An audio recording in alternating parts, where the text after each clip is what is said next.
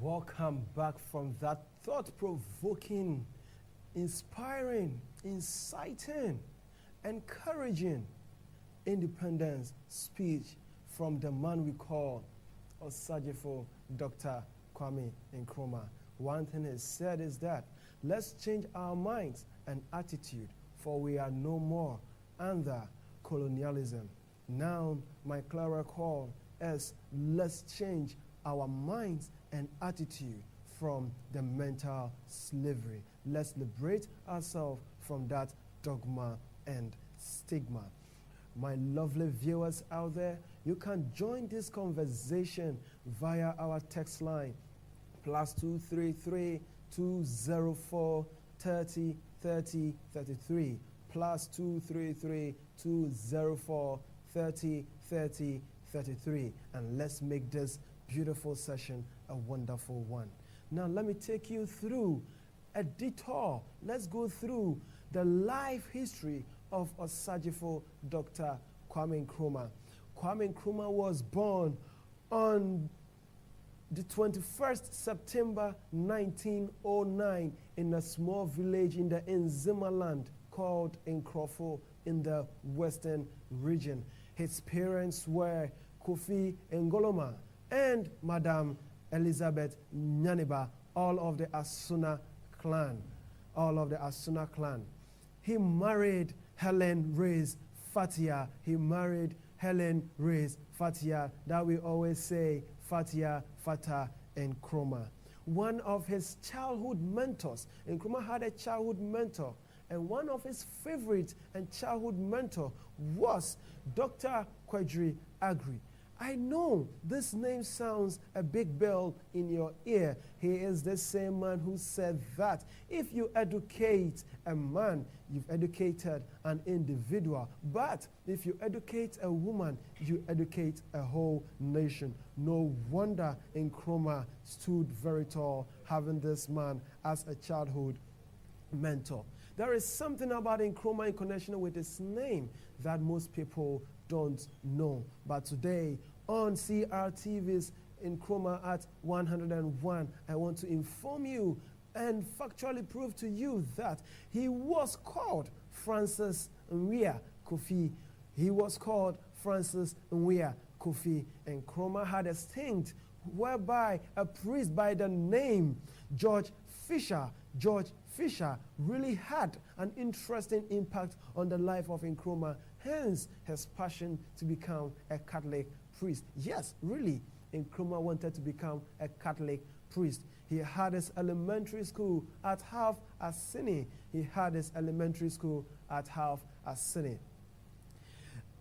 On 1930, he obtained his teacher's certificate from the Prince of Wales College at Achimota, formerly Government Training College, Accra. Also in 1931, he was a teacher at the Roman Catholic School in Elmina in the Central Region, and later a head teacher at the Roman Catholic Junior School at Axim in the Western Region. In 1932, he was a teacher at the Roman Catholic Seminary. At Amisano in the Central Region. His desire to be a priest took him there.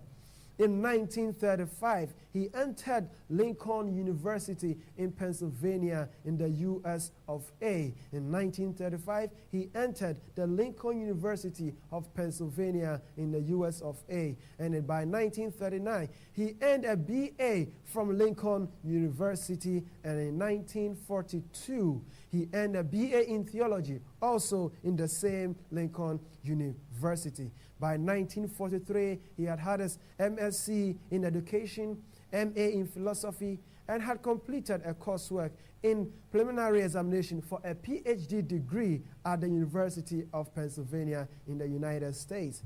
Somewhere in the 1939 to 1945, he combined part-time lecture in the Negro history. During this period, he helped to found the African Studies Association and the African Students Association of America and Canada. In 1945 again, he was voted the most outstanding Nkrumah was voted the most outstanding professor of the year by the Lincolnian. And in 1945, that same year in May, Nkrumah, as in his quest to be a law student, he found himself in the company of George Padmore, Jomo Kenyatta, and the rest that you can think of. And they held the 6th Pan-African Congress in Manchester, England. And if viewers, you care to know, that was the Pan-African Congress that produced a lot of heads of state for the African continent. That particular Pan-African Congress, the 6th one, that sparked the light for Africa to begin to yearn, fight, and vie for their independence. And it is for this reason we are celebrating this illustrious son called OSAGYEFO, Dr. KWAME NKRUMAH. In 1947, he wrote his first book entitled Towards Colonial Freedom. In 1947, he wrote his first book called Towards Colonial Freedom. And in 1947, December, he returned to the Gold Coast and became the General Secretary of the United Gold Coast Convention, UGCC. Let's pause for a short break, and when we come back, I'll give you the rest of his profile.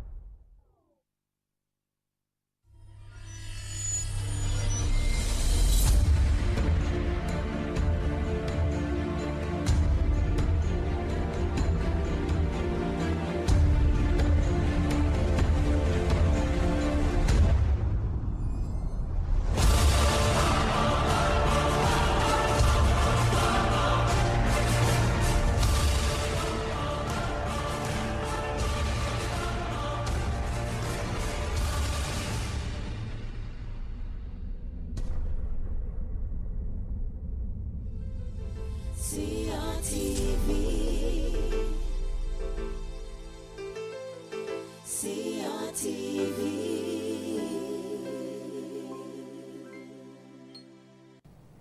Welcome back from that break. We are still on the memory lane of OSAGYEFO Dr. KWAME NKRUMAH. We are still on the memory lane of OSAGYEFO Dr. KWAME NKRUMAH. In 1948, he was among the big six that were detained. Following the disturbances in the colony. And in 1948, September, he established the Accra Evening News, which appeared on the newsstands the same day he was dismissed as the General Secretary of the UGCC. The Accra Evening News was given birth to on 1948 September. And in 1949 June, he formed Convention People's Party with the Committee on Youth Organization. In 1949, he formed Convention People's Party with the Committee on Youth Organization, CYO. And in 1949 December, he declared positive action to demand independence. In 1949 December, Dr. KWAME NKRUMAH declared positive action to demand for independence. And in 1950 January, he was arrested. He was arrested following the rout resulting from declaration of positive action. And in 1951 February, he won the election while in prison with a vote of 22,780 from the ballot of 23,122 ballot cast. He won from 23,122 and had 22,780. That was a landslide victory. He was released later from prison in the same month to form a new government. In 1956, Nkrumah was